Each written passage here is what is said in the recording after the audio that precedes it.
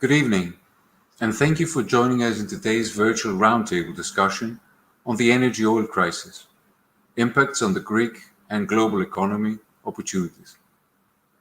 Over the past few months, the COVID-19 pandemic has proved to be one of the biggest threats to the global economy and has caused an unprecedented global economic crisis.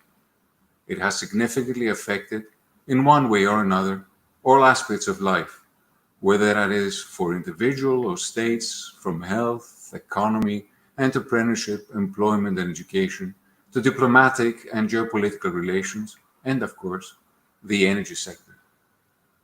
Regarding the energy sector in particular, the International Energy Agency, in its Global Economic Review 2020, writes, "The COVID-19 crisis and measures taken to slow its spread have had a profound impact on energy demand, the likes of which have not been seen for 70 years. The full impact of the current situation, as yet unknown, will be determined by the duration of lockdown measures and the recovery paths taken around the world. This unprecedented situation and the stimulus packages that governments are putting in place will shape the energy sector for years to come, with significant consequences for the energy industry at large, energy security, and clean energy transitions. The energy industry is feeling the financial impact throughout value chains, with most energy companies losing substantial revenues. In effect, they are being hit twice. First, by lower demand for their products, including oil, gas, coal, and electricity, and again by lower prices for these products. Oil demand was hit strongly, down nearly 5% in the first quarter, mostly by curtailment in mobility and aviation, which account for nearly 60% of global oil demand. By the end of March, global road transport activity was almost 50% below the 2019 average, and aviation 60% below. Average oil prices fell sharply, hitting negative prices for the first time in history as excess storage became scarce. The energy sector that emerges from the COVID-19 crisis may look significantly different from what came before. Low prices and low demand in all subsectors will leave energy companies with weakened financial positions and often strained balance sheets. With all this as the background, I believe that today's discussion is particularly interesting and comes just a few weeks after a very successful digital roundtable where, in partnership with the Atlantic Council in Washington and the AmChams of Cyprus and Israel, we had the opportunity to host the energy ministers of Greece, Israel, Cyprus, and the US to discuss the trilateral partnership, Greece, Israel, and Cyprus, and its role in regional energy security and economic cooperation in the post-COVID-19 era. The discussion created news and was discussed for days. I hope that today's roundtable is as successful, and I'm personally looking forward to hearing what will be discussed by our esteemed panel of experts, academics, and representatives of the business community. And with these few opening remarks, I would like to pass on the virtual podium to Professor Kostas Andriasopoulos, the chairman of our Energy Committee, who will moderate the conversation. Costa, thank you. Nicola, thank you very much for the kind introduction. I would like to welcome everyone to today's discussion. As you have made the introduction on the topic that we will be discussing is regarding the energy oil crisis, the impacts that had in the Greek and the global economy, and what opportunities, of course, next to the challenges lie ahead. We have an esteemed group of panel members together with us today in order to discuss this hot topic.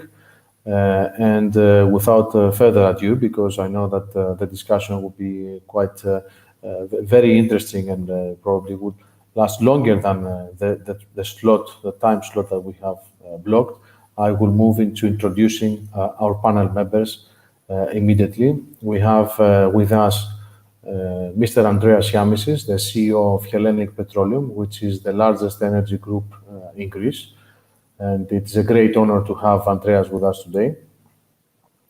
Next, I will introduce Nikos Tsafos. He's the Senior Fellow on Energy Security and Climate Change Program of the Center for Strategic and International Studies in the US, based in Washington, D.C.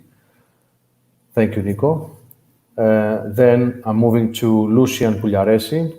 Lou is the president of the Energy Policy Research Foundation, also based in Washington. And Lou has been with us, a friend of all of our events and discussions we have had for the past few years, and is a renowned world expert in this topic.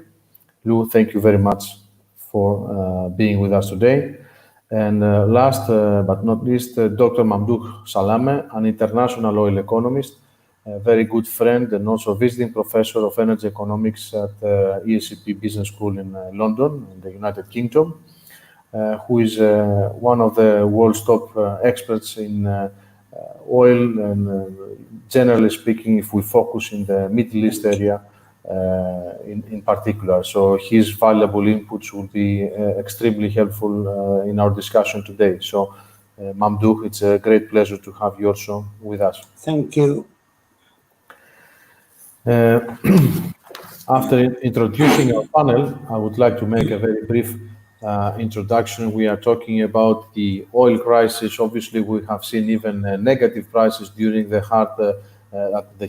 big hit of the pandemic effect back in April. That was relating to the futures contract of May in the West Texas Intermediate in the United States.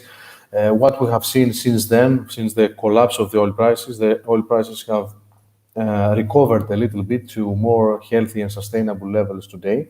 But still, we have a lot of things that are quite uncertain in terms of supply and demand fundamentals of the oil prices, and of course, what would be the possible outlook looking ahead.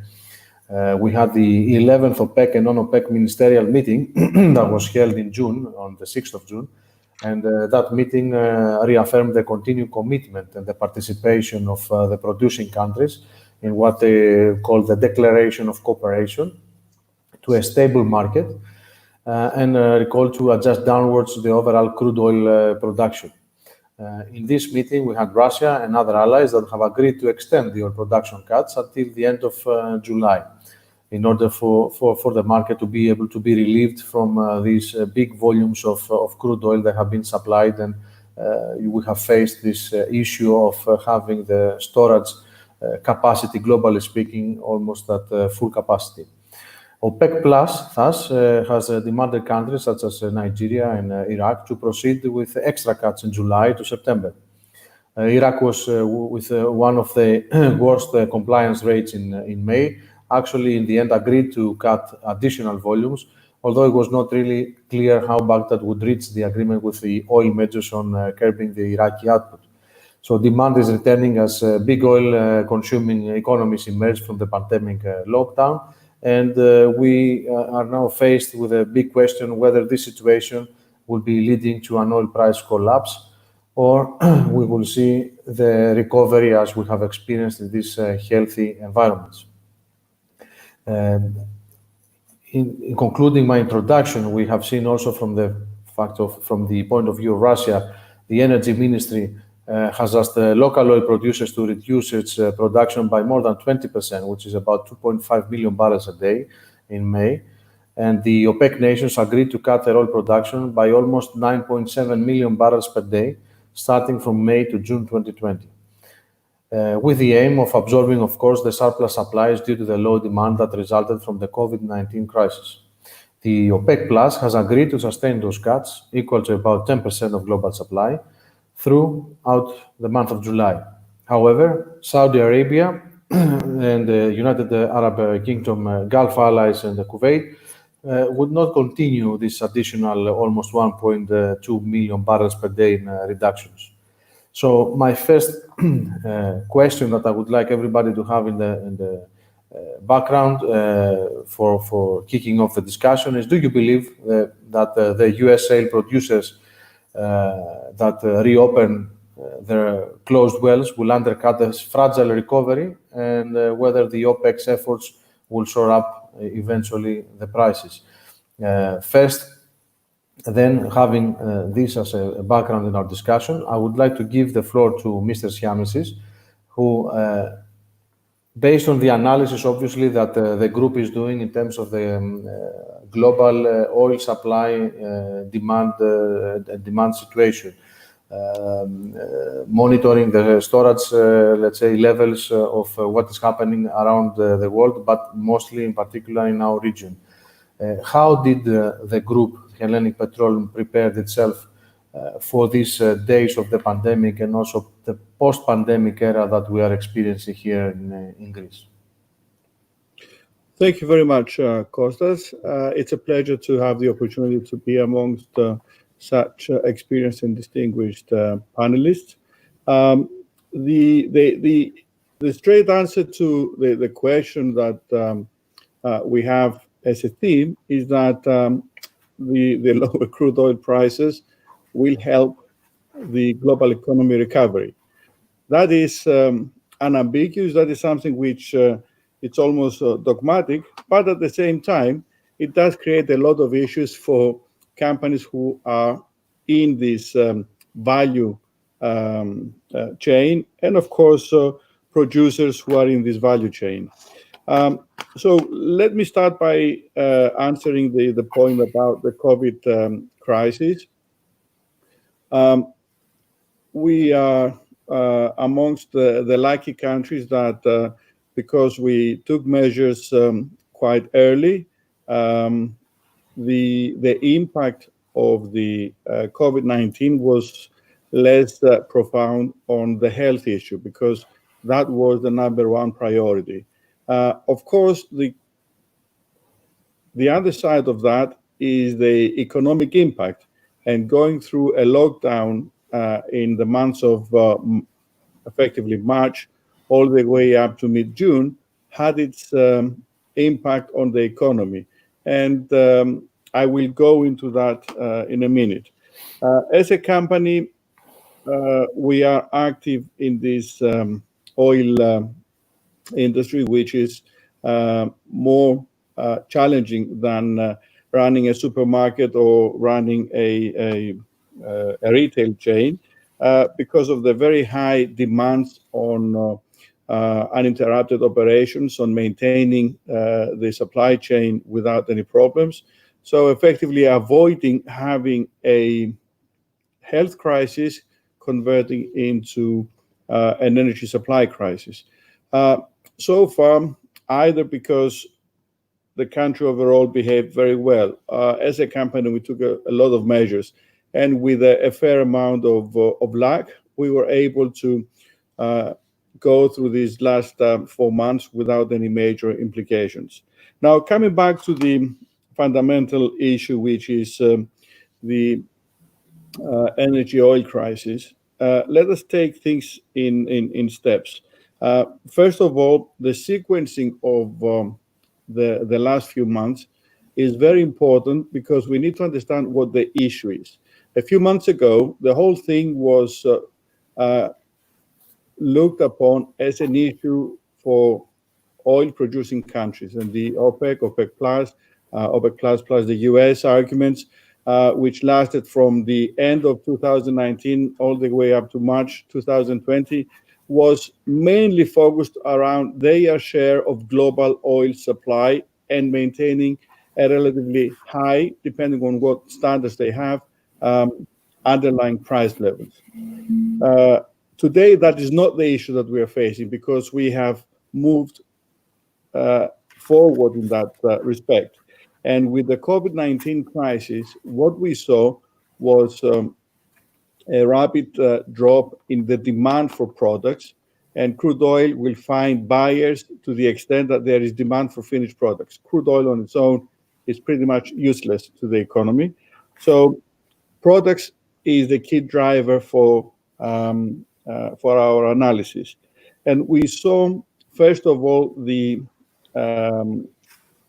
supply chain anomaly in the crude oil pricing. As crude oil stocks began piling up, then we had the disjoint and the negative prices that you mentioned.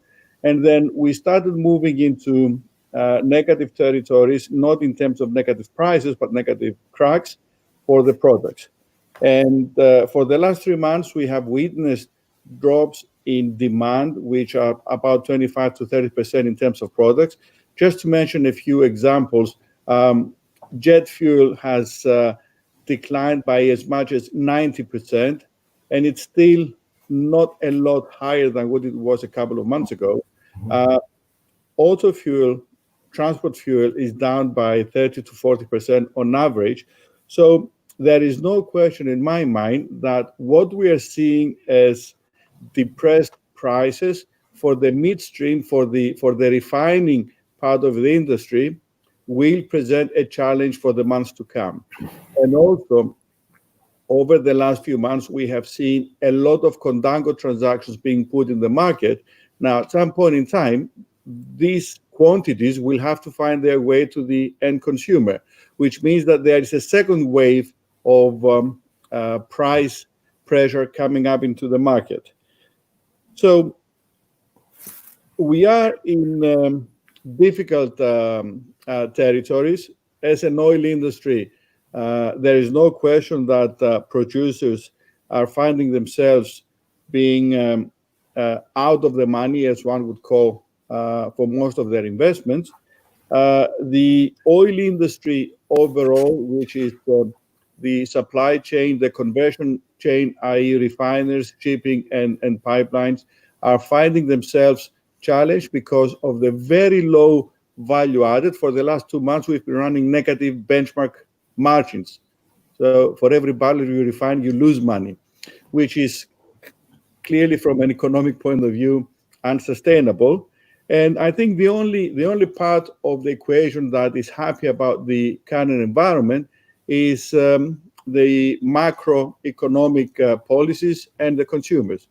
Clearly, a price of 40 to 50 is much preferable to a price of 70 to 80 for the recovery from this crisis. Excellent. Thank you, Andreas, for this very well-structured answer.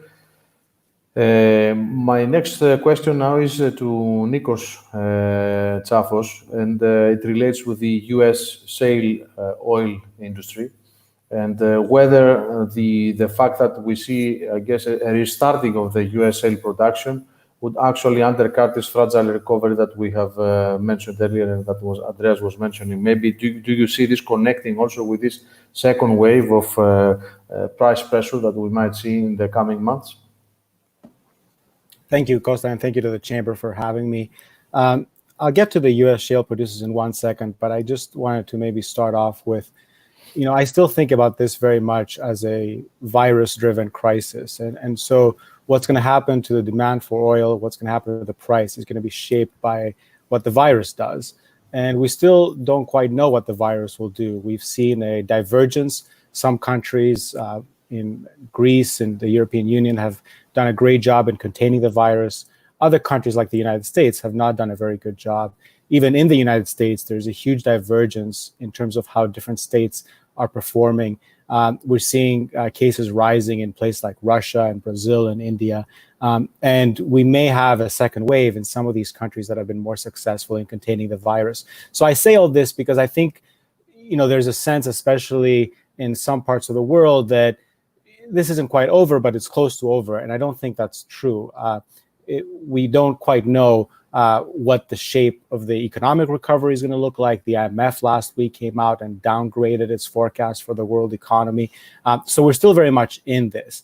And we have to remember this because it is, at the end of the day, a demand-driven shock. People are driving less, they're flying less, we have less economic activity, and that reverberates back to the supply. So let me say a couple of things about the U.S. Production picture. Obviously, you've had a response. The market responded, prices went down, activity went down, production has gone down. This, in some ways, is the normal cycle that we've experienced back in 2015-16. Companies cut back production, there was consolidation, there were efforts to cut costs, and the industry came back stronger at the end of the day. So there's one view, I think, that's prevalent in the United States, which says we've been through this before. We've had a lot of crashes in the price of oil over the last 30, 40 years, but especially over the last 10 years. the industry has always come back stronger. And I sympathize with that view. I think what's different in today's market environment is the view of Wall Street is a little bit more mixed. And there's a sense that essentially the oil and gas industry in the United States hasn't really delivered returns for investors. We woke up this morning to the news of Chesapeake essentially declaring bankruptcy over the weekend. And there is a big conversation among analysts in the United States that says, the country has poured all this money into the shale patch, and it hasn't necessarily gotten very much of a return for that money. So I think there is a question about whether or not the way that Wall Street thinks about the oil and gas sector, whether that affects the availability of cash for the industry to be able to recover to the extent that we've seen it recover in previous years. Now, on the flip side of that, to be fair, there is a huge monetary stimulus in the United States. The Fed is buying money. There's money for everyone, for companies left and right. So there's a huge push to try to keep afloat companies as much as possible. So that in some ways counteracts the typical sort of dismal view, or the view of Wall Street that has developed over the last few years. So I think where we are now is you're definitely going to see some activity pick up. But I think the story that we've been telling ourselves, which is the industry always comes back, it comes back stronger, that may no longer be the case, primarily if investors view the sector more skeptically and are less willing to lend money to it, to subscribe to equity shares, as they have in the last 10 years. Thank you very much, Nico. We will stay on the US and the shale oil producers, and I will ask Lou his point of view now on the same topic, if you wish. And for how long do you think that this kind of level of environment of price level can be withstood from shale producers? And should we be expecting maybe some further reaction soon, especially given the fact that Russia and Saudi Arabia will have to perform a kind of a balancing act to push up a little bit the prices in order for them to meet their budgetary needs. But we don't necessarily know how long this will last. So do you think that the US shale oil industry is resilient enough to withstand that? And for how long, perhaps? Yeah, let me go back. If you go back to the history of the modern oil industry, go back to 1860, wherever you want to go back to, we have no point in which net demand for any major fuel has ever declined. So we had wood and biomass, we had coal, oil, gas. By the way, all those fuels, even all the stuff we do about climate, all the hand wringing among all the environmentalists in Washington, D.C., it turns out that fossil fuels are really hard to get rid of because they have a lot of density in their energy. Okay, so the first thing is how to think about, and I think I agree with you, how to think about this as a demand problem, a short-term demand problem. Eventually, the virus will go away. Now, we do know that road demand has begun to recover rather dramatically in some parts of the world, particularly China and also India. And so on the demand side, I agree. It really depends when we sort of confidence returns to the marketplace in terms of people's fear of getting the virus. We've written a lot about this. We think the lockdowns were always a mistake. We thought there were other ways to protect vulnerable populations, and we think really the cure was much worse than the disease. But let me just say, I think if you look at this is a topic we're very interested in. Is all this ESG movement, not just Wall Street, but is it possible to starve the industry from capital? From either government direction or social directions, and we're not seeing that yet. It's very new, but our estimates are we're going to lose about calendar year 20. We'll lose about 1 million from our calendar year 19 number. We're going to lose another 500,000 in 21, but after that, we'll probably be back to about where we were. Of course, we're not going to get the massive expansion we expected, but most of the 1.5 million barrels of net loss is likely to recover by then.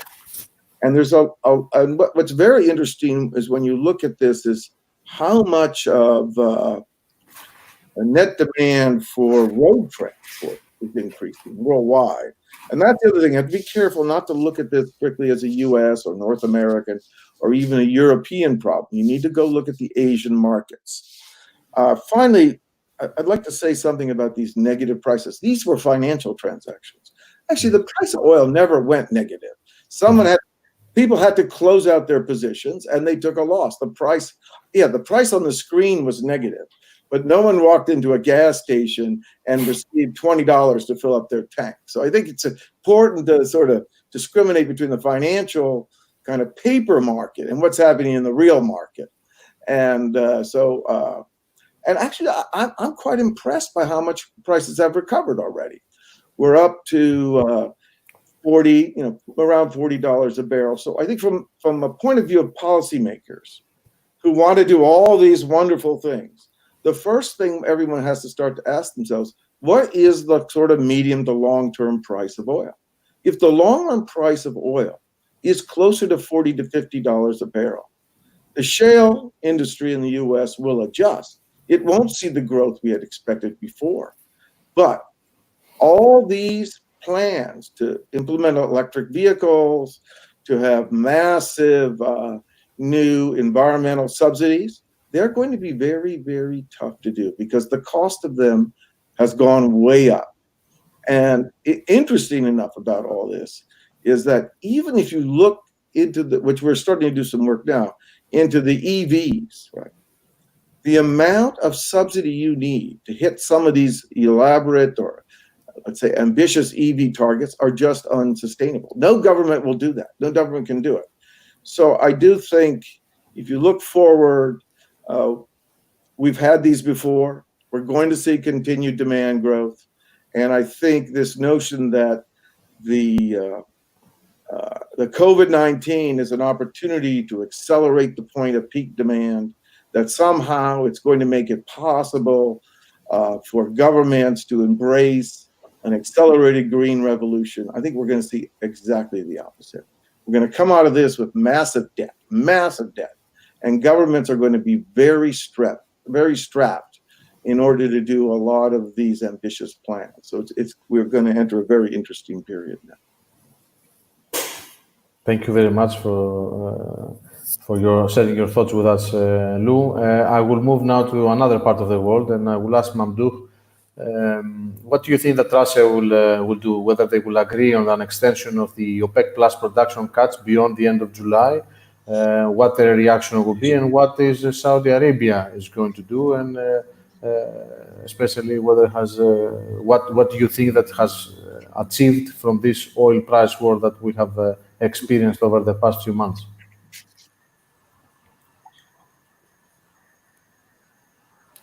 First, thank you for inviting me to this excellent roundtable discussions. I would say that if anything, the coronavirus outbreak has proven irrevocably how inseparable oil and the global economy are. The oil and the global economy are so connected that by destroying one, you destroy the other, and vice versa. Therefore, the global economy will continue to be run or to run on oil and gas, not only now, but well into the 21st century, as well as far beyond. Now, we have seen what the coronavirus has done to the oil prices. It caused a reduction in global demand estimated at 30 million barrels a day, or 30% of the global demand in 2019. It also enhanced a glut which was already available in the market to more than 1.8 billion barrel of oil. Against this, we have seen a collapse of oil prices and we have seen Brent oil price decline to almost $20 a barrel. This also was exacerbated by the oil price war which Saudi Arabia waged against Russia. It added almost 3 million barrels a day from its oil storage, not production, and that caused a lot of exacerbation to the oil price, and of course it contributed to the collapse of the shale oil industry. However, now we are out of it, with China having exited from the lockdown. It is doing a marvelous job in pulling up the oil price and the global demand. By the way, China is the driver of the global oil demand. It accounts for 80% of global oil demand growth, 15% of global consumption, 16% of oil imported crude oil. So with that in mind, it is doing a first-class job, and we have seen that having lost also 20% of its oil demand, according to reports by the International Energy Agency and other sources, China has done a first-class job by getting its oil imports back to 2019, and although the International Energy Agency said that China had lost 6% of its GDP, it is projected to recover the full GDP to what it was in 2019 by the end of this year. Now, OPEC has played a major role in stabilizing the oil prices by their production cut. And here I mean OPEC plus, because Russia and other non-OPEC producers contributed to that. Now they have renewed the production cut till the end of July. The production cut had a very major role in preventing oil price and putting a solid floor under the oil prices and preventing them from going below $40. But because of the glut, we haven't seen a quicker rise in oil prices. That will take a bit of time, maybe to early 2021, to absorb a lot of the glut in the market and to start being reflected in higher oil prices. I think by the end of July, there is a question mark as whether Russia will agree for an extension of the production cut beyond end of July. Of course, OPEC wants to extend them, maybe especially Saudi Arabia, till the end of the year, if not more. But then there are different strategies when it comes between Saudi Arabia and Russia, because Russia needs an oil price of $40 or less to balance its budget. Saudi Arabia needs a price of 84 to 91 to balance its budget. So that's one major factor. But on balance, I think Russia will agree to an extension of the cuts, but not to the 9.7 million barrel they extended to the end of July. Maybe it will demand that should be reduced to around 7 million, so that its share of the cuts will be less, because Russian oil companies are calling on the government not to agree to more extension with that. What about the oil price? I think my projection is that we can see an oil price of 45 to 50 during the second half of this year, touching maybe 60 in early next year. And from there, I would expect some sort of a supply shock by 22 to 23. And the reasons for that is that the continuous thirst of China for oil. Second, the steep decline in U.S. shale oil production. Despite the hype about U.S. shale oil production, I think they will be struggling to produce 7 million this year and around 7 million in the next 2-3 years. To this can be added a global decline in investment in oil and gas, which amounts to $131 billion worth of projects which would have been approved this year but have been put aside maybe for a long while. So that's what I think the price is. But about 2023, I can see a price touching around $100 a barrel as a supply demand deficit amounting to 10 to 15 million barrels a day. Thank you very much, Mamdouh. You are quite bullish, Thank you. as it seems, on the oil price, at least in the medium term, if I say, because in the short term, we all agree that the effect of the pandemic will still, and this oversupply that we have seen, will have an effect in the prices, as we have seen. My question now probably will go to Andreas, and it relates more to our region in the Southeast Mediterranean area. What does this low oil price mean for the plans of the leading companies acting in our region, in the Southeast Med area? And what are the implications probably between the rich Gulf countries and the energy-hungry European-dependent, let's say, consumer countries? And this is our point of view as, Greek citizens, and for you representing a leading Greek group, energy group.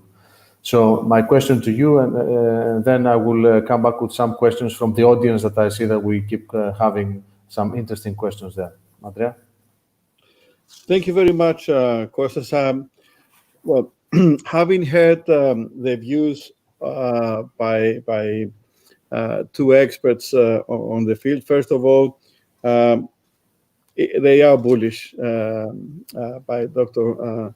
Salamejo in terms of the price projection. And I think you were the one that actually brought the whole renewables and subsidy issue into the discussion. Unfortunately, we are living in a schizophrenic world. Companies like us, we have to manage the need, the real life need, and the need to support the investments we've done to produce products, oil products, to refine oil and supply energy-hungry markets in the European Union. And on the other hand, we need to struggle with policymakers and the public opinion at large who believe that energy is something that we can manufacture using a computer or an AI. And unfortunately, there is a disjoint there, because we are being pushed continuously to move into a greener economy, and we are all for that. But at the same time, as things stand, for the next maybe 20 to 30 years, it is impossible to take this pie of energy supply and convert it and change it in a way that will satisfy the demand, first of all, on a regional basis, and secondly, across the world, because I think it has been pointed out by the other panelists that there are differences, there are different pockets in the world. And in Europe, we tend to think that the world behaves like a European or even a North American market, which is not the case. So I think the statistics that were quoted earlier are very useful to keep in mind. And in our case, to come to our own case, the challenge is to keep driving the value creation and the value extraction out of existing investments in the oil industry by finding routes to the market in areas of the world where oil is pretty much the next level of energy provision. As people are moving up the energy chain, this is actually the best alternative that they can use for their needs. Maybe in 50 years, they will have a lot of renewables in China as well. I'm sure they will. For the time being, they actually produce them and export them to us, who pay for it, and they use our oil. So we need to be very careful in terms of expanding capacities.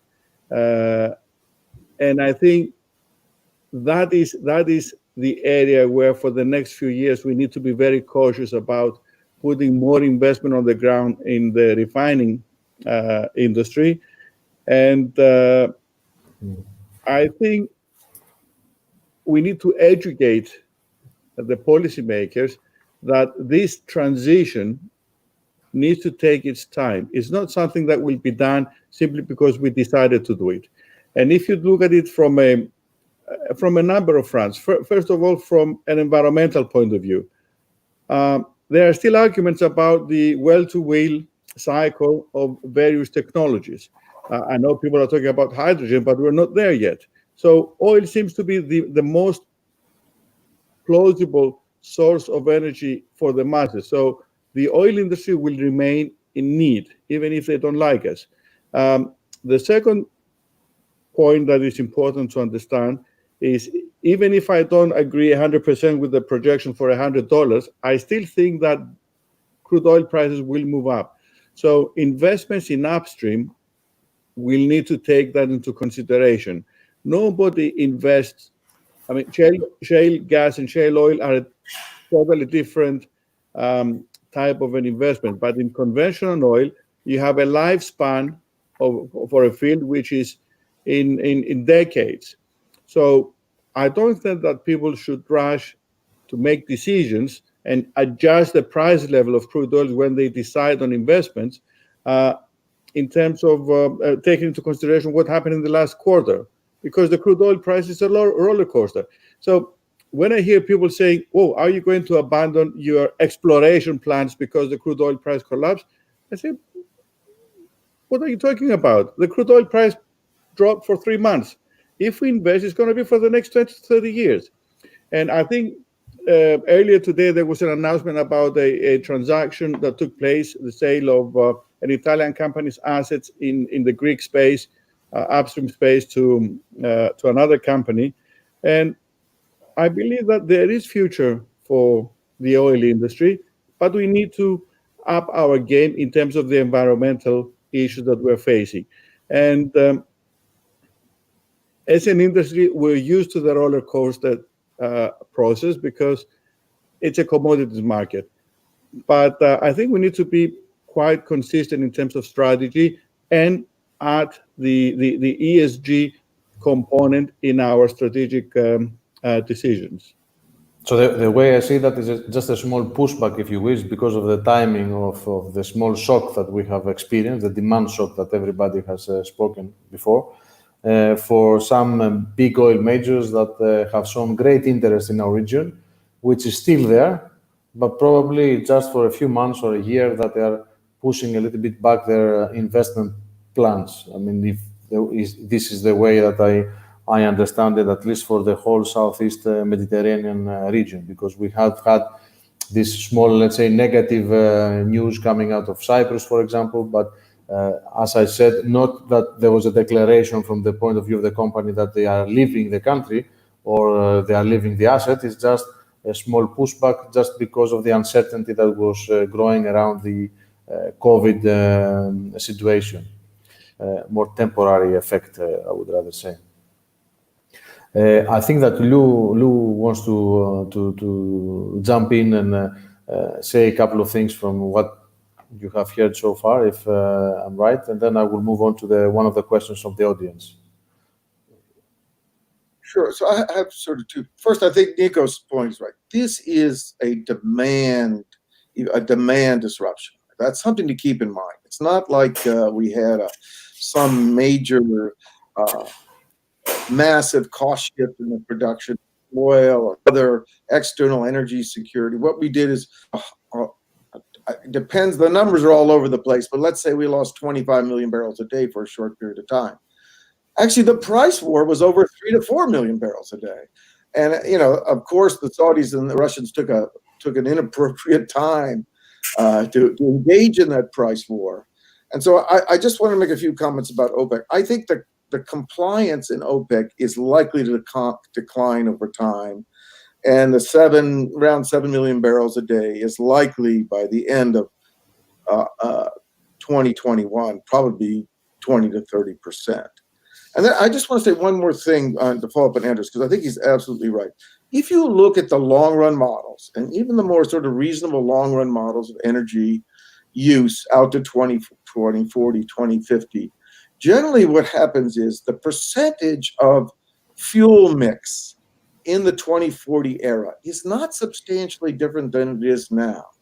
What happens is whether it's the Energy Modeling Forum or ExxonMobil or BP, they run like a shadow price of $80 a barrel of carbon tax for the developed world, maybe $30 for the underdeveloped world. And what happens is, instead of burning 600 or 700 quads in 2040, you're down to 500 quads. Or you maybe save 200 or 300 quads. It depends on the model. But I'd like to keep in mind is that those models, which sort of are driven by the cost basis, or the expense, why renewables are expensive, generally generate a lot of efficiency savings. But those efficiency savings are going to be very difficult to achieve if the price of oil is closer to $50 a barrel than $100 a barrel. And we've just started a big project on these long-run models, so I hope to talk to you about it more in the future. Thank you, Lou. I will move with one of the audience questions here, which relates to renewables. It was mentioned by most of you in your analysis that we see obviously this energy transition and the trend into investing in more renewable future. Is this a good moment now also for big oil and majors, oil and gas companies, or refining groups to move into this sector?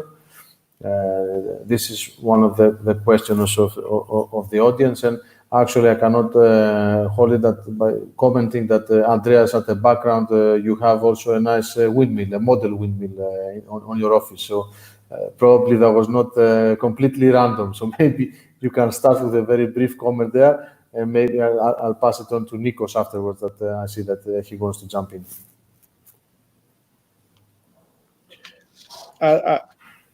I think, Kostas, as a group, we've made our views very clear. They're not necessarily the only view which might be correct, but this is how we see things going forward. And there are two things that we need to do. First of all, we're a business, so we need to keep growing. We need to keep generating cash flows for the business and all the stakeholders, not just the shareholders. This business is much more important to a lot more people than just the shareholders of the company. But at the end of the day, they provide the capital, so it's very important to keep them happy. And the second is to realize that the world is changing, maybe not at the pace that people would like or people talk about it, but it is changing. And from an energy transition point of view, it makes absolute sense to reduce the environmental footprint. Now, reducing the environmental footprint can be mispresented in a number of ways. People claim that we will slash our CO2 emissions by X%. Well, the only way to slash the emissions is if you either adapt a new product line or if you reduce your production. So effectively, what we need to do as a group is to reduce the environmental footprint per unit of energy produced. So if I need to grow, it means that I'm not going to invest in building another refinery, for example, but I will invest in growing in renewables. I will do everything that we can do in order to improve the environmental performance of existing operations, of existing refineries. And there are a lot of things that can be done, whether it's called energy efficiency, whether it's called digital transformation, whether it's called biofuels, whether it's called gas to liquids, a lot of things that can be done. And we need to maintain the funding for those initiatives, because It covers pretty much 50% of the total energy supply in the world. So if we get that wrong and start focusing on windmills only, then I think we will miss a huge opportunity. And also, we need to take into account that the energy efficiency drives that Lou mentioned earlier have actually reduced energy consumption by a factor of anything between 5 and 10 compared to all the EVs that have been introduced or the renewables that have been introduced. So we need to maintain a balanced approach, start looking in the renewable space and start investing, and we have done that, and we will do it in bigger numbers. But at the same time, it's very important to make our core business more environmentally sustainable and compatible with what the world needs going forward. Perfect. Thank you, Andrea. Nikos? We're not planning to shut down any refineries. That was clear, very clear. Well, thank you, Costa. Let me talk a little bit about the energy transition. I'm going to get to the oil majors in a sec, because I think, I am very conflicted about this topic, because if you ask for evidence that there's no real change, I have a lot of that evidence for that. If you look at the share of energy that comes from fossil fuels, today it's exactly the same as it was 30 years ago. If you look at how quickly the energy system changes, often it doesn't. Yes, we're buying electric vehicles, but we're buying SUVs, and we use the SUVs to offset the electric vehicles. So there's a lot of evidence I can find. Yes, you may be having efficiency gains in the OECD, and these are offset by energy demand growth in the non-OECD. So there's a lot of evidence that the system isn't really changing, even though the perception is that it's changing. Having said that, if I want to look at evidence of change, I can also find evidence of change. What's happened to the coal sector in the United States, which has basically declined in half in 10 years, that's remarkable change. The UK essentially almost going to zero. Spain, the same thing. Germany, big declines, although not as fast as some people would like, even in Greece. So it's hard for me to look at the power sector, for instance, and not see that there's dramatic change that is happening in the power sector in several countries, primarily in terms of coal to gas, coal to renewables, or both, switching. And that's happening very fast in the time frame of about 10 years. I've written a lot about this question of change. And what I've ultimately come to believe is that energy systems don't change very fast until they do. And when they do, they change very fast. They change as fast as the rest of the economy. So that's the starting point for me in how I think about the future. Having said that, when I look at what do we need to do as a world in order to meet sort of the Paris plus or minus energy system that we want to have in 2040, 2050, there's some areas that what we need to do is just more of the same. We can deploy more renewables. The cost of renewables has come down. In many places, renewables are cost competitive with fossil fuels, solar and wind. Yes, they're still supported, but they've become much more competitive in the last decade. We've done a tremendous job in reducing the cost of those technologies. But if I step outside of renewable power generation, in heavy industry, we don't know anything today that we didn't know a month ago or 6 months ago. So we're no readier for a transition in heavy industry, in high temperature applications, where we need maybe hydrogen, maybe waste, maybe carbon capture and storage technologies. We're nowhere near today than we were 6 months ago, just because a pandemic has intervened. When it comes to trucks and planes and ships, we don't know anything more today than we did 6 months ago. So these are the areas where we still need to prove up the technologies to bring down the cost, and where the public sector is going to have to play a key role. But as Lou said, you're going to have a public sector that on the one hand wants to do more, but will be constrained financially by its ability to devote significant resources behind these targets. But there are also places where we do know what to do, and we do more or less have the technology to do this, when, for example, in buildings, where we know we need to make them more efficient. We need to weatherize them. We maybe need to electrify them, although people can have disagreements on the merits of electrification versus other sources for heating demand. But we more or less know what we need to do. It's just a matter of, it's a big capital stock out there in the world, lots of buildings, that it will take time to do that. So now I come to the question of the oil companies. And I think one of the things that's been frustrating to me as I've been watching the debate over the last 3-4 months is that we seem to confuse supply and demand. And so if I can be blunt, if Hellenic Petroleum, just to pick on having the company here on the panel, if they went bankrupt tomorrow, you in Athens still drive a car, right? So the fact that they went bankrupt doesn't change the fact that you need a car to get to work, or you need to take a ferry to go to the islands, right? So sometimes we confuse the pain of the oil industry, which is real, with demand and the fact that the way we use energy has to change if we're going to have an energy transition. That just by virtue of having the suppliers of energy experience pain doesn't make it any more sustainable for you to move around, that we need to change the capital stock of consumption, not just of the suppliers. And so there, I don't think that anything has fundamentally changed in the last 6 months. There's maybe some long-term behavioral change that we'll see how it plays out. And the final question then is, who does this? Is it the oil companies or is it someone else? And I think you're seeing a lot of pressure by oil companies to make the case to their investors about what they look like in 2040, 2050, and they're all trying to come up with an answer to that. Frankly, if you take a non-energy perspective and you say, do we have to count on the oil companies to bring about these changes? Probably not. It's quite possible that these innovations are going to come from outside the energy sector, as they've had in other places. It wasn't the people that had the fax that came up with the telephone. You don't necessarily have to have the same companies coming up with innovations. And I think the challenge that I see is sometimes there's this effort to sort of decapitalize the oil and gas sector. And there's an assumption that I think is wrong, that if you decapitalize the oil and gas sector, that's good for renewables. What I see happening in the United States, when I look at the stock market, when you're taking money away from Exxon and Chevron, you're not putting it in renewable energy. You're putting it in Netflix, and you're putting it in Amazon, and you're putting it in Snapchat.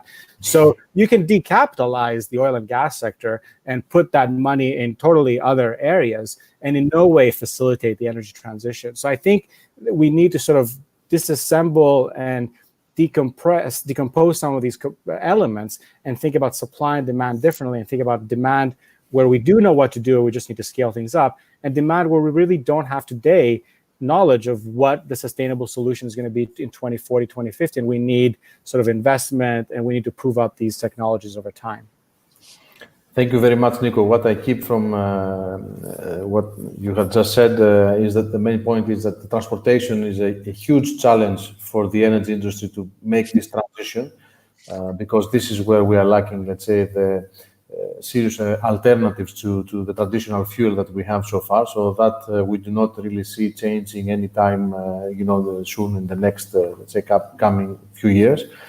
And the other important aspect from what you have just said is the fact that all big energy companies are changing the profile. Okay, so we see even the oil and gas majors, they want to promote themselves as energy companies. The utilities that we used to call utilities, they are positioning themselves as energy companies now, because they are investing in the whole spectrum and the whole supply chain, if you wish, of the energy sector, from energy production of energy in cleaner means as well, so more renewables on one hand, but at the same time, the oil and gas majors still need to invest in the traditional core business, which is the upstream and the downstream business of oil and gas.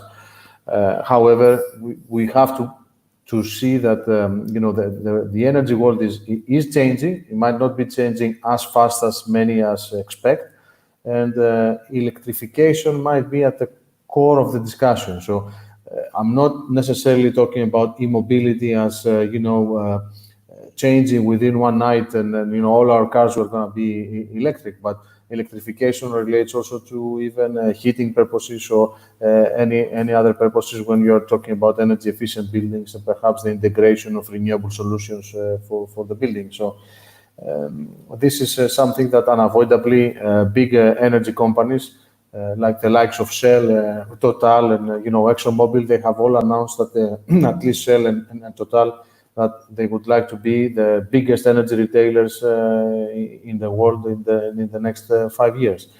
So they do see this as an opportunity at the same time, and perhaps their natural evolution of their business. This is my comment from what we have been listening so far. And as we are also still receiving some questions from our audience, I would urge you to type your questions, and I will try to ask our esteemed panelists when I have a few more questions on my screen. I will pass it on now to Mamdouh with a question regarding China. We have mentioned most of the big players. China is the big, on the demand side, the biggest player in the global energy system. And we have seen that with the COVID and the COVID-19 pandemic has shown this aspect of a rivalry between the United States and China. It has started with a trade war, with the president of the United States, starting with China. But has this event of the pandemic sharpened the race for this new world order with China, or do you think that things will go smoother in the coming months? There is a growing competition between China and the United States. No incumbent empire or superpower would like to accept a challenge from any other company, any other country, including China. China's economy is now 28% bigger than the United States, based on the purchasing power parity, which is the criterion which the World Bank, both the World Bank and the IMF use to compare the GDPs of countries. And China, because of that, China has many accolades. It is the biggest importer of oil in the world. It is the driver of the global economy currently and the driver of the global demand. Of course, against this, China is aspiring for a new order, and the new political order means replacing the United States. China is doing its all efforts to undermine the United States petrodollar, as well as the United States position on the global stage. For instance, China is trying now to get its petro-yuan to replace the petrodollar, which is the core of the basis of the American financial system and therefore the American economy. Now, China also is trying to expand its presence along the world through the Belt and Road Initiative, BRI, which means it is giving a lot of financial loans around the world to help countries who cannot access funds from the international institutions, including the World Bank and the IMF, to build their own infrastructure.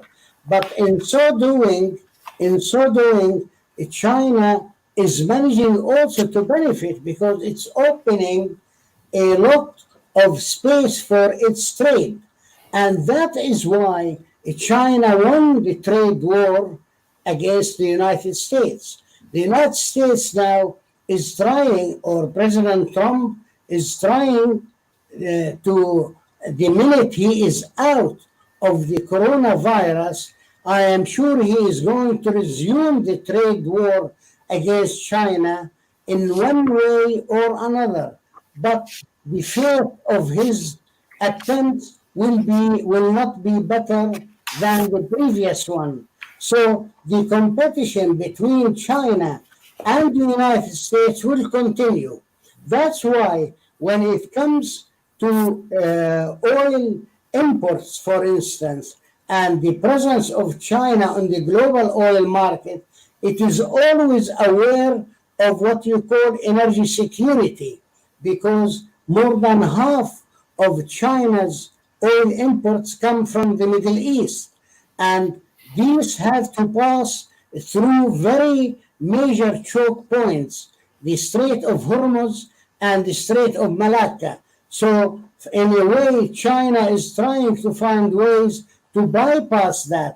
One, by having financed a pipeline across Myanmar, which bypasses both the Straits of Malacca and Strait of Hormuz, and at the same time encouraging exports from Russia, because Russia has borders with China and has gas and pipelines. And this fact addresses the security issues which China has vis-a-vis the United States in a case of growing tension between them. For instance, if there is a conflict between China and the United States, the first thing the United States will do is to starve China with oil. That's why the strategic alliance between the United States and between China and Russia is very essential for the security of energy and for the security as a whole of China. And of course, the coronavirus has shown some sort of rivalry between the United States and China vis-a-vis the treatment dealt with the coronavirus. For instance, the United States has a lot of gripe now on why China exited first from the lockdown and how it is managing to take opportunities in the global oil market. In other words, China has stolen a march on the United States. That is a factor, but it is not the only factor. It is the competition is underpinned by the Belt and Road Initiative. It is underpinned by the strategic alliance between China and Russia, and by the Petro-Yuan, which is trying to undermine the Americans' financial system and therefore the petrodollar. All these factors will lead to stiff competition or rivalry between them, and China, as the biggest economy in the world, says its currency and its power in the world should be reflected in a new order, and that's why they are trying to undermine the United States and create new order. And I dare say that President Trump is helping them with that. That's why there are reports that China is rooted for helping President Trump to win the next 4 years in the White House, because its calculation is that the damage he is doing on the American economy and Americans' leadership status and American alliances is helping it achieve its goals. Mabdou, thank you for the comments. I think that Lou most probably wants to say something in relation to at least the political comment regarding the re-election of President Trump in the office again at the end of the year, and in relation, obviously, with China. Yeah, let me just. I think the discussion on China was a lot longer than we have time for today, so I won't spend a lot of time on that. How big the economy is. Actually, the Chinese have also suffered enormous reputational risk from the COVID-19. Just check with some of your European friends. I mean, they know where the virus came from.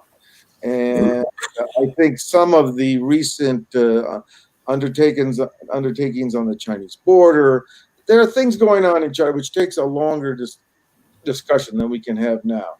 I do think, Trump is his own worst enemy in the way he uses tweets and everything he the way he engages in a lot of sort of so-called hot button issues. But to see, and I actually think right now, if you look at the polls and stuff, and I think two things are a mug's game, by the way: predicting the price of oil and who's going to win an election in the United States. Those are two things we never do.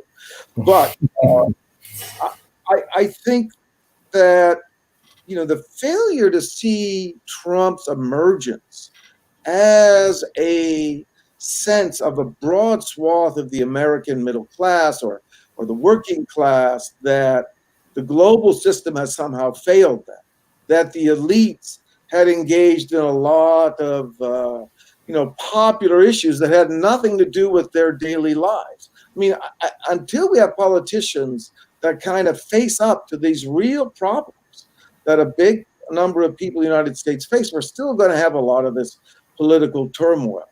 I don't think actually Biden is as radical as a lot of alternative choices the Democrats could come up with.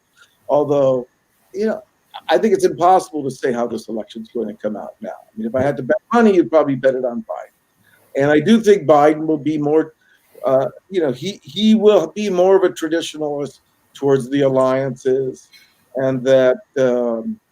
But yeah, I actually don't want to say any more about that this time. I do want to get into one point that wasn't raised. If you have to be careful when you look at these global energy systems, to have an OECD, let's say, focus. Every year, 180 million people enter the middle class, and that is taking place in Africa and Asia, Northeast and South Asia. And those people want air conditioning, electric stoves, and automobiles. And they're not going to be buying, not too many of them are going to be buying electric automobiles.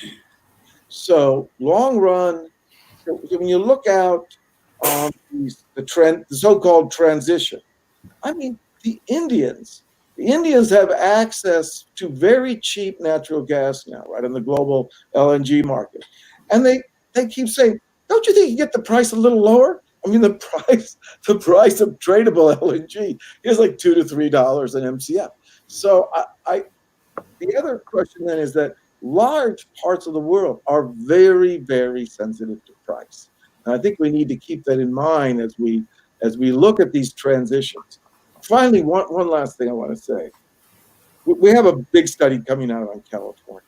California has a massive program to these so-called very competitive renewables. It now has, other than the state of Hawaii, the second highest electricity prices in the United States.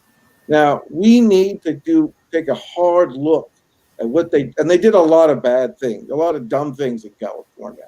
And they could have managed their renewables a lot more efficiently, in my view. But that is not a prescription for building a broad coalition for a rapid change to renewables in the sector most likely to benefit from it, which is the power sector. So I think these facts, these realities on the ground sometimes are important. Yeah, thank you, Lou. This is a very interesting concept that you're putting forward. I have another question that relates mostly to Andreas. I wanted to mention that because we have it also coming from the audience. Is regarding the IMO 2020. We have this new regulation being in force since January of this year. I know it coincided with the pandemic, but this has changed a little bit the flows and the trade patterns, perhaps, and slightly the business model of some refineries. How ready was Hellenic for this, and what is the view for the coming months and years in this sector of the maritime fuel, the low sulfur maritime fuel? Well, the IMO issue is one of the biggest challenges that the refining industry and the shipping industry have had to go through in the last maybe 10, 20 years. And it's driven by what I was saying earlier, the need to make the core business more environmentally friendly. So rather than put batteries on ships, it's much easier to make the fuel better for the environment. Now, the facts that we have seen since the introduction, which was January 1st, 2020, are clearly skewed by this pandemic and by the lack of traffic, if you will, or the lower traffic of ships, definitely in the area.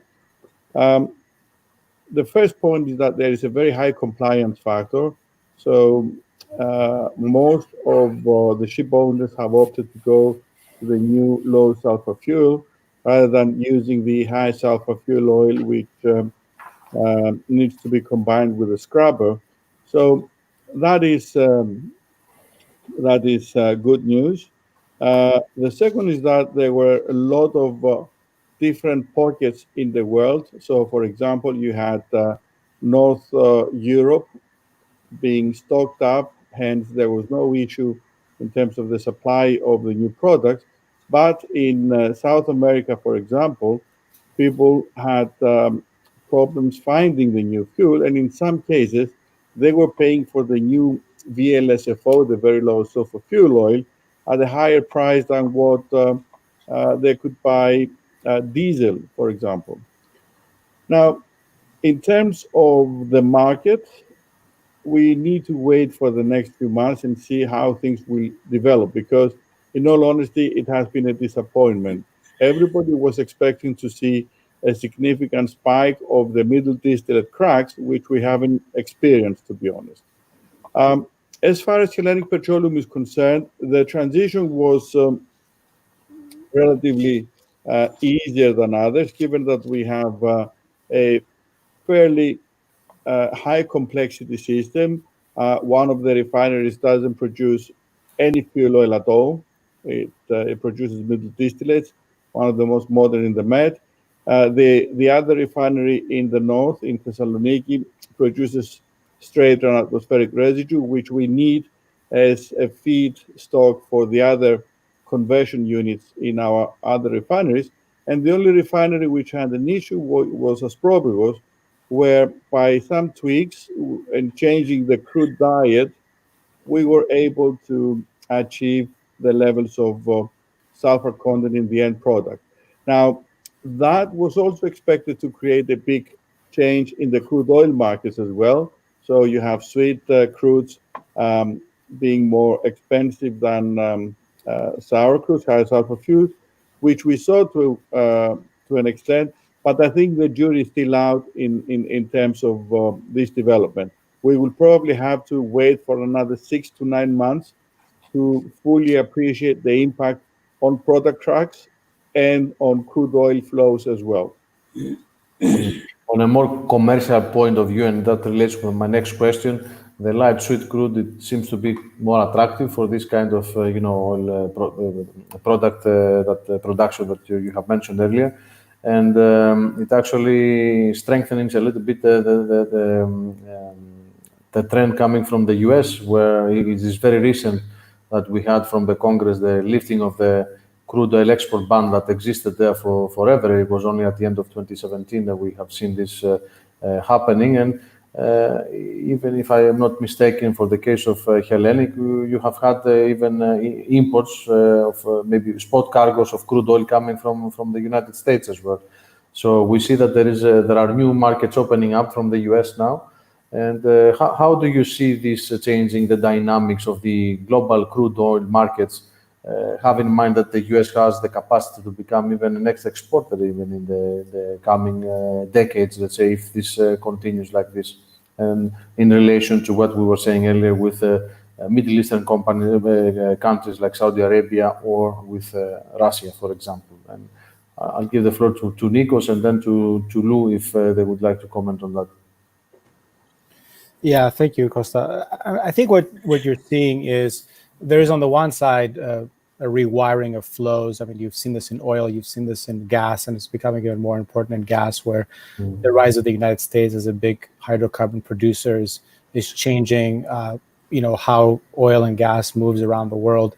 That I think is, we'll see how it plays out. I am, trained as an economist, so I tend to think that at the end of the day, the market is going to find a way to optimize the system. And yes, sometimes we put barriers on the system, like the trade war between the U.S. and China. But overall, the market has a good way to get the supply to where the demand is. And so I think the more fundamental shift has been sort of the importance of the U.S. as a producer for U.S. foreign policy and for U.S. national security, because you've had for the last sort of 50 years a mindset of setting up institutions and structures from the perspective of the U.S. being a large oil importer. So anything from the International Energy Agency to how you think about alliances and the position of the U.S. military around the world, you've always thought of those questions from the perspective of an importer. And what you've seen over the last 4 or 5 years is the U.S. still trying to grapple with what does it mean to be a big hydrocarbon producer. We've seen, on the one hand, the desire to build new trade relationships where the U.S. goes to places and says, buy our crude oil, buy our natural gas. You've seen that even in Greece. You saw that in Poland. You obviously saw that in China, in India, where the U.S. is trying to use sort of hydrocarbon exports to drive economic relations. That's one thing. The second thing is you've seen the U.S. being a lot more willing to sanction hydrocarbon producers. In the past, you would have had administrations that were a lot more concerned about the impacts on the oil market. Now you saw the withdrawal from the JCPOA in Iran, effectively without too much worrying and consultation about what the impacts would be on the oil market. You've had sanctions on Russia, Iran, Venezuela, 3 large producers of oil at a time when prices have been relatively subdued, or the sanctions haven't had much of an impact on price, obviously in part because Venezuela was had its own problems even before the sanctions came in. But you've seen a much more aggressive posture coming out of the United States. And in some ways, I would argue maybe not very productive. In some ways, I think especially when you look at the conflict with Europe over Nord Stream 2, that's a place where I think this idea of hydrocarbon dominance or energy dominance is being counterproductive because it's rubbing some U.S. allies the wrong way. The final thing I'll say, though, is final thing that you've seen is really the emergence of the United States as a country that's very exposed to oil prices as a producer. We did a study on this. It's on our website, looking at how different states in the United States fared after the 2015, 2016 oil crash. And a lot of them were hit very hard. I spent a lot of my time as a consultant back in the day in Alaska. Alaska's recession was about half of the recession of Greece during the economic crisis. They lost about 10, 11% of GDP. So you're seeing in an election year, you're seeing the impact on local economies in Texas and Louisiana, around the Gulf, in Oklahoma, including in swing states in Pennsylvania. So you're seeing the United States grapple with the idea that lower oil price means lower oil production, lower oil activity, and it means fewer jobs, and that hurts. And so that's one of the reasons you see someone like the President of the United States intervening in an OPEC meeting and trying to stabilize the price of oil. So that's a development that has really reshaped, I think, the conversation in Washington and will continue to be something to grapple with as we talk about energy transition, that you just have a huge part of the country that depends on producing oil and gas, moving it around, refining it, exporting for economic opportunity, and how you get those countries to buy, those counties or those states to buy into a new vision for the energy system. That's going to be a big political challenge, no matter who is in the White House come January. Lou? So I just think in terms of the election, and Nikos raised a really good point. What are the Democrats going to go around and tell people in Pennsylvania and Ohio that they should get out of the oil business and all become coders? This is really main theme. I actually don't think Biden's there, but a big wing of the Democratic Party actually believes they can transition to the environmental nirvana if they can just stop people from producing oil in the United States. And historically, in the election, you just had Texas, Oklahoma, maybe Alaska. You didn't have a lot of oil-producing states, but now we have a lot of a lot of oil and gas producing states. Some of them are quite critical to the election, starting with Pennsylvania and Ohio. So I think the entertainment value of watching what we're going to be doing, of how these politicians are going to deal with it, is going to be very interesting in the coming months. I really find it quite interesting that there's this huge political force in the U.S. that has first we have this national asset that's contributing a lot to the country. On the other hand, it's so counter to their vision of rapid transition to this environmental future that the cognitive dissonance and sort of sorting through that in the election is going to be just worth watching. Mamdouh, do you have a comment maybe on what has been said in relation to the US being an oil exporting country, and how do you see this moving forward with big rivals like Russia and Saudi Arabia? I do indeed. The United States exports, or has been up to 2019, exporting around 3 million barrels a day. And it wants to play a bigger role in the global oil market, along with Saudi Arabia and Russia. But it can't. Because of the coronavirus now, we see a steep decline in the production of the U.S. shale oil industry. And this means that the industry will emerge emaciated from the coronavirus pandemic, and I think its production might not exceed around 7 million barrels a day for the next 3 years. And that has an implication for the United States, because in 2019, the United States imported 9 million barrels a day despite its shale oil production. Now, because of the decline in shale oil production, it means the United States will have to import between 11 and 12 million barrels a day, which will be a huge adverse impact on the budget deficit of the United States. Furthermore, the United States, other than importing more, it will have in one way or another to keep the shale oil industry afloat, even on a life support machine paid for by the American taxpayers, because the U.S. shale oil industry employs 2% of the workforce in the United States and contributes more than $1 trillion to the GDP of the United States. And of course, it enables the United States to play a role in the global oil market. However, aside from the biggest loser in the ordeal of the coronavirus, which is the global economy, within the global economy, I think the biggest loser is the U.S. shale oil industry, and nothing could change this fact.